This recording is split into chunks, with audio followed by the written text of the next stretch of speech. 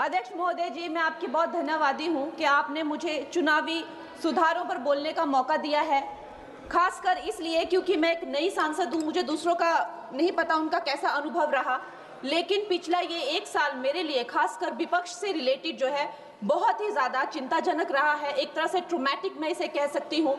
हर दिन इन्होंने यहाँ पे तमाशा किया है, हमारा दिल दहल जाता था इनको देखकर। एसआईआर ये वेल में उतर जाते थे। यहाँ पर इन लोगों ने डराना, धमकाना, धक्का मुक्की, ऐसा कोई इन्होंने किसी तरह की कोई बदतमीजी नहीं है जो एक भी दिन इन्होंने संसद भवन चलने नहीं दिया।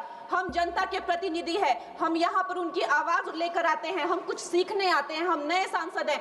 इन्होंने संसद अगर पिछले 2-3 दिन को छोड़ा जाए तो साल पर शायद ही थोड़ा चलने दिया है। एसआईआर कर करके इन्होंने यहाँ पे तमाशे किए, लेकिन अब जब इनको बोलने की बारी आई एसआईआर पे, तो अध्यक्ष महोदय जी, हम देख रहे हैं कि कल leader of opposition Rahul Gandhi ji ने, मुझे लगा क्या खुलासा होगा, हम भी बड़े उत्सुक थे, सारी साल हमने एक ही शब्द सुना है, अब ये क्या ग्रैंड रेवलेशन होगी।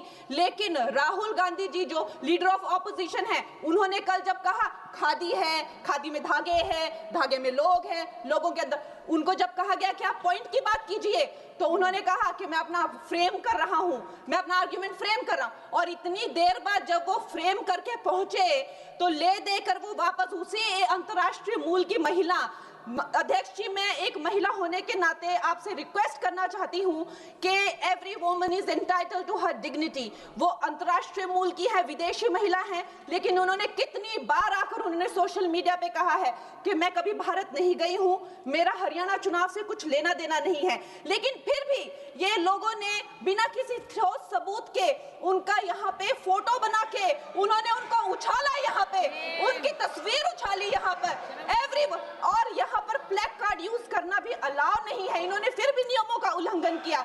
मैं चाहती हूँ सबसे पहले तो मैं इस सदन की तरफ से उन महिला से बहुत ही माफी मांगती हूँ कि इस सदन में बिना कि उनकी आजकल जो पर्सनैलिटी राइट्स का भी एक बहुत बड़ा क्राइम होता है, उसके उपरांत उनका फोटो यहाँ यूज किया गया, मुझे बहुत खेद है।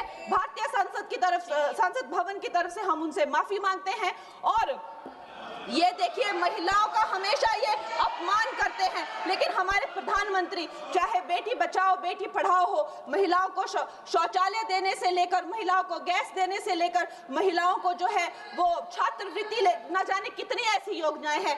कांग्रेस वालों, शायद तुम लोग ये समझ नहीं पा रहे हो, ईवीएम्स हैक नहीं करते हैं प्रधानमंत्री लोगों के दिलों को हैक करते हैं। और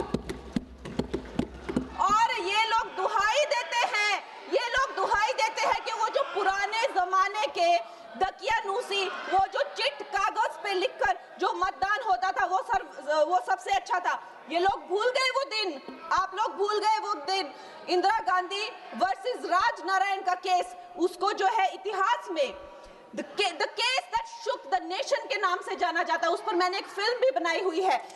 वोट चोरी और वोटों की धांधली के लिए एक प्रधानमंत्री पे एक साधारण से नेता ने केस किया था और उस धांधली में वो पकड़ी गई थी। हर उनका जो आरोप है उसमें सच सिद्ध किया गया था और रातों रात उनको कुर्सी छोड़ने के लिए कहा गया था और रातों रात जो है उनको ये आदेश दिया गया था कि आगे इतने सालों तक आप कभी जो है वो चुनाव लड़ नहीं सकते। ये धांधलियां इन्होंने करी हुई हैं और ये जो है उस टाइम के बैलेट बॉक्सों को उठाकर ले जाते थे ये लोग, और आज कहते हैं कि इनको ईवीएम्स जो है वो हैक हो जाते हैं। अध्यक्ष महोदय जी, मैं इनको याद दिलाना चाहती हूँ, प्रियंका गांधी जी कहती हैं कि छोड़ो पुरानी बातें, हम पुरानी बातें नहीं करेंगे, हम पुराने लोगों के बारे में नहीं बोलेंगे। तो मैं ये जानना चाहती हूँ कि आपकी जो माता जी हैं वो तो आपकी अध्यक्ष है और इस वक्त की वो अध्यक्ष है, उनकी जो है आप देखिए, जब उनकी नागरिकता नहीं थी, जब उनके पास 1983 में नागरिकता आई, उसके कितने साल पहले से वो वोट देती आ रही हैं। तो ये जो इनका जो परिवार है, एंटाइटलमेंट से जो ग्रस्त ये इनका परिवार है, ये प्रियंका गांधी जी को भी याद रखना चाहिए। चाहे आपका भूतकाल हो, चाहे आपका वर्तमान हो, आप सब लोग, चाहे ईवीएम हो या चाहे कागज पे लिखा हो, जब आप लोगों के चरित्र में जो है किसी तरह की मर्यादा नहीं है, आप लोगों ने कभी भी इस देश का, यहाँ की कानून व्यवस्था का, संविधान का कभी आप लोगों ने सम्मान नहीं किया हुआ है। और अध्यक्ष महोदय जी, बिहार में जैसे ही एसआईआर आया, एसआईआर लागू हुआ, हमारी सरकार ने जो है कम से कम 60 लाख से ज्यादा अवैध। अब ये वोटर, ये जो सारे अमाननीय वोट कार्ड है, ये सिर्फ घुसपैठियों के नहीं है। कुछ ऐसे लोग हैं जो माइग्रेट हो गए हैं, कुछ ऐसे भी लोग हैं जो इस दुनिया में है ही नहीं। 60 लाख से ज्यादा। और अगर वो लोग जेन्युइन थे तो उन्होंने, किसी ने तो रिक्वेस्ट करनी चाहिए थी कि भाई मेरा वोटर आईडी कैंसिल हुआ है।